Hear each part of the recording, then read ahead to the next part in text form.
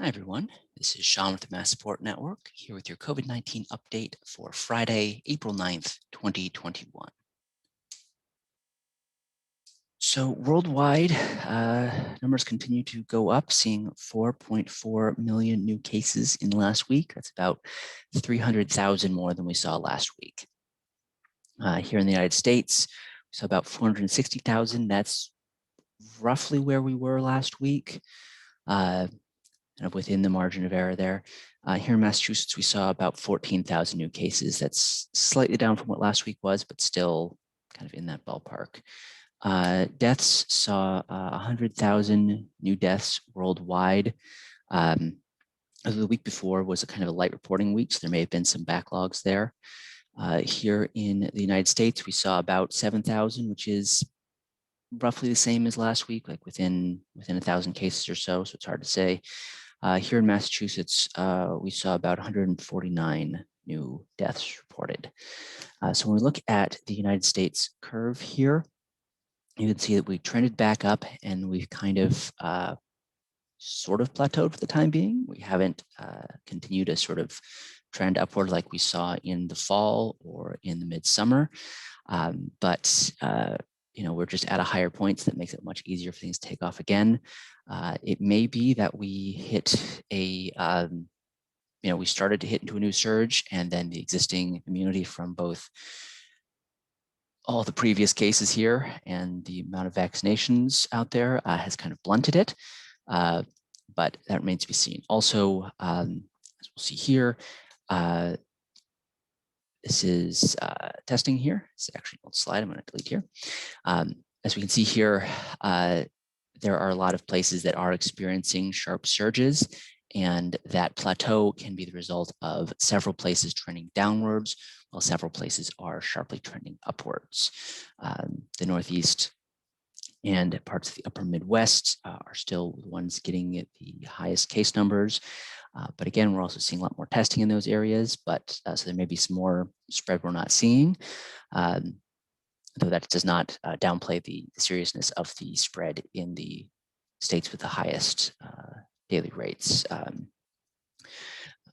But for example, this is what the daily cases are looking like in Michigan right now. This is the 7-day average. And now, a little confusingly, the CDC, instead of putting dates on the bottom, puts the number of days since there was first 10 daily cases reported on average. So it's not a very convenient metric that way, but we can still see the curve and we can match that pretty well. We are now here.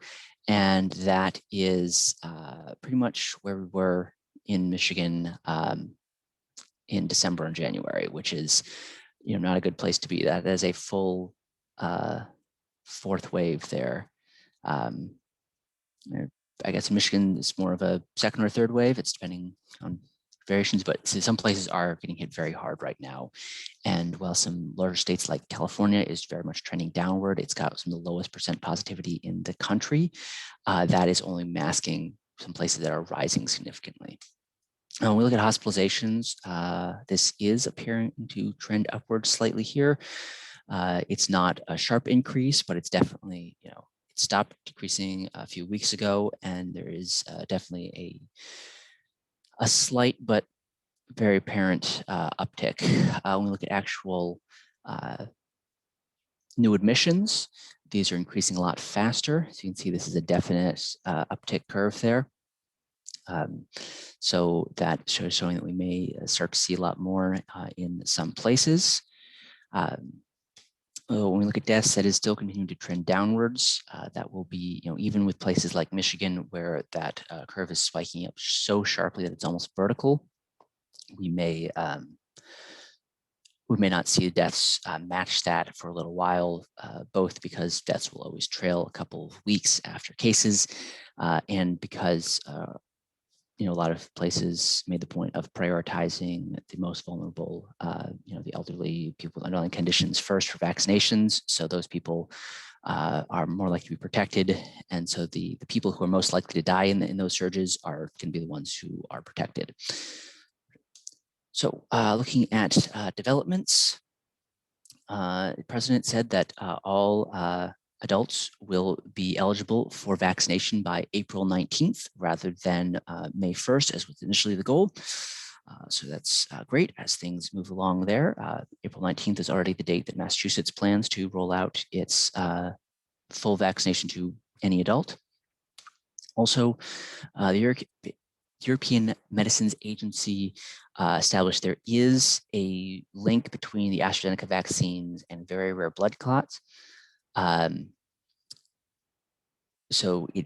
they also said that it is extremely rare and that in almost all cases, the vaccine is still a better choice than getting infected, unless you are younger than 30 and transmission is very low in your area. They said that the AstraZeneca vaccine still poses less risk than going unvaccinated. That said, many countries are still halting its use, especially in younger people. Generally speaking, the trade-off gets better in favor of the vaccine the older you are and the more spread there is in your area. So the higher your risk of dying of COVID and the higher your risk of catching it, the better off you are with the vaccine, even with the very rare risk of blood clotting.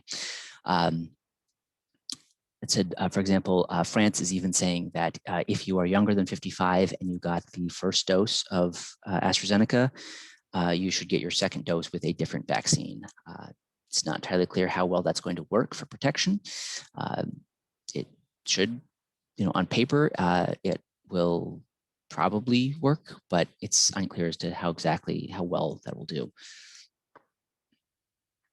And finally, reporting says that 80% of teachers in America have received at least one shot, which is very promising for getting schools back to functioning in person in some capacity.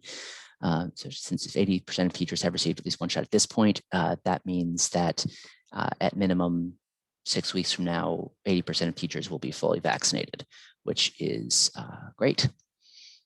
And you can find our sources for our statistics and graphs at New York Times, mass.gov, and CDC. For more from the MassSupport Network, you can find us on our website or on social media. Remember, wear your mask, wash your hands, and we'll be there if you need us. Stay safe.